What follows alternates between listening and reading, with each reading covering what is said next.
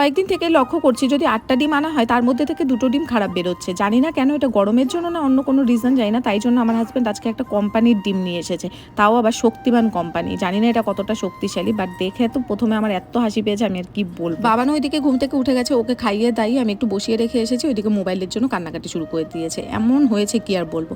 তো আগের দিনে বেঁচে যাওয়া একটা পাউরুটি ছিল, এটা দিয়ে ফ্রেঞ্চ টোস্ট বানিয়ে নিলাম। যেহেতু গরমটা এত বেশি না, ঝাল ঝাল খেতে ইচ্ছে করলো না, তাই মিষ্টি মিষ্টি বানালাম। দেন সব কাজ বাজ কমপ্লিট করতে গিয়ে তো আমি ঘেমে টেমে একা সেই জন্য স্নান করে নিয়েছি। বাদবাকি রান্না করে আরেকবার না হয় গা ধুয়ে নেবে, এত গরমে আর পারা যাচ্ছিল না। আজকে রান্না করেছিলাম মোচা চিংড়ি আর এদিকে কাতলা মাছের ভাপা সর্ষে পোস্ত দিয়ে। বাবানের মাছের ঝোল কমপ্লিট, বাবানের আজকে শিঙি মাছ পায়নি তাই কাতলা মাছই করেছি।